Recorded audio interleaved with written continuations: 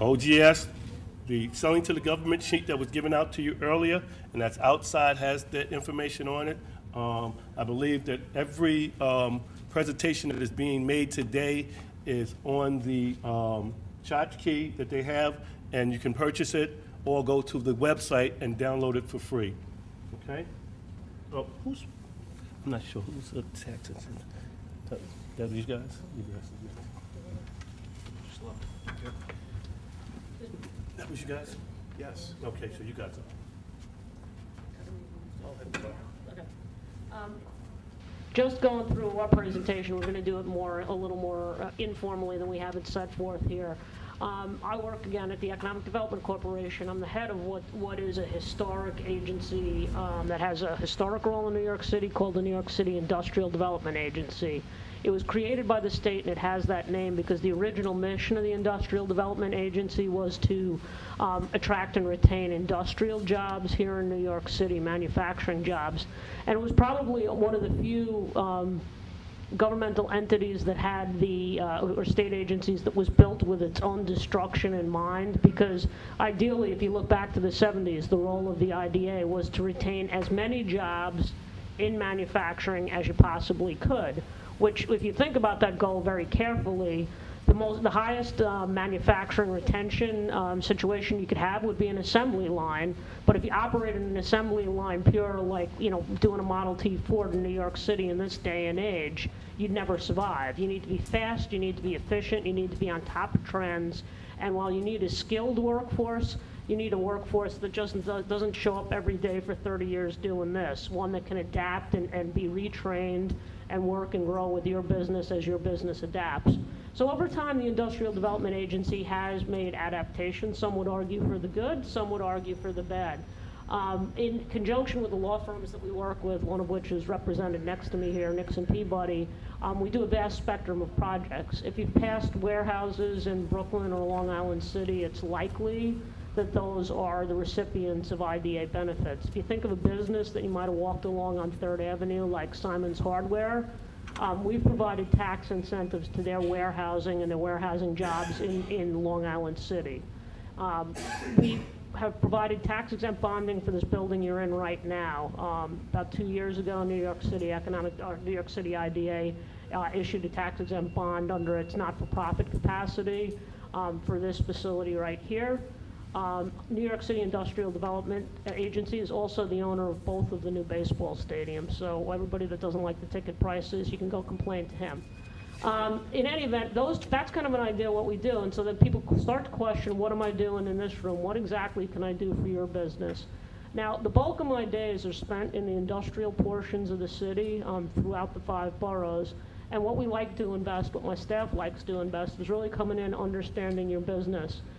We've worked with businesses that start out as small as 3 or 4 employees but have heavy equipment needs. Usually we're working with businesses that are trying to work within some of the antiquated industrial space that we have within the city and improve and rehab that space. And the bulk of the benefits we can give, the misconception is I have a pot of dollars I can give you. There's not $1 that I have that I control that I could give to any of you in this room. What I do have the ability to do is to give you relief from certain taxes, or also stabilize certain taxes that you pay on a regular basis on a city and state basis, so that you have predictable cash flow for 10, 15, 20 years. That stabilization helps attract the banks that'll give you the financing to buy the building, to fit out the building, to enter into a renovation project. So what we really look to do is, for this audience essentially, is if you're growing a business, and we're especially focused right now in being able to work with and understand people that are trying to work in and sell to the green and sustainable sector and provide them with incentives so that we grow that sector here in New York City, and also in new media, in, again, internet, computers, some of these other areas that are emerging. The philosophy of this administration is that we are as diverse as possible. People look at my agency, and in the past, in other administrations, we provided significant incentives to the financial services industry.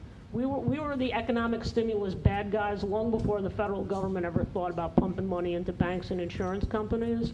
We've gotten away from that business line, and we moved away from it because we really believe that the investment in New York City has to focus on jobs being created in the not-for-profit sector, in the emerging technology sectors, and in the green and sustainable building sectors. I think I just recently read a study that said if you look at New York City commercial stock, we have some of the most aged commercial stock in all of the United States. So we're looking for you to create the businesses where we can improve that industrial space, we can improve that warehousing space, and we can ultimately operate in a way that'll make us a sustainable economy here in the city. The second portion is if your business directly isn't of that size or you're not considering real estate or real estate fit out, the other portion of it would be, are you a contractor? We work often with real estate businesses, and I would echo the urge that if you're already enrolling as a minority and women-owned business enterprise anyway, take the step to certification. Since I don't have cash, I have tax incentives. I have a very public process by which I award those incentives. You'll see ads in the back of the New York Post that says projects I'm working on. Within those projects, when we're entering into construction, ideally what I would like to see is have the entrepreneurial business person that's receiving that tax benefit also employ the entrepreneurial business within the city, the contractor within the city.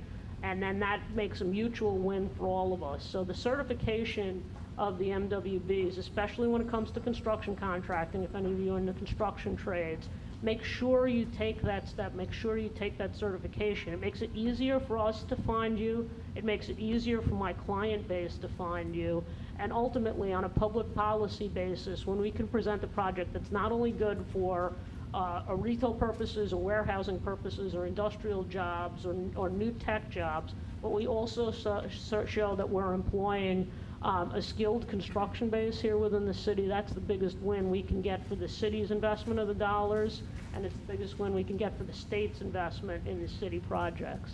I'm going to pass it over to Scott because I've talked a little too long. He can tell you a little bit about how we work, the types of benefits we award.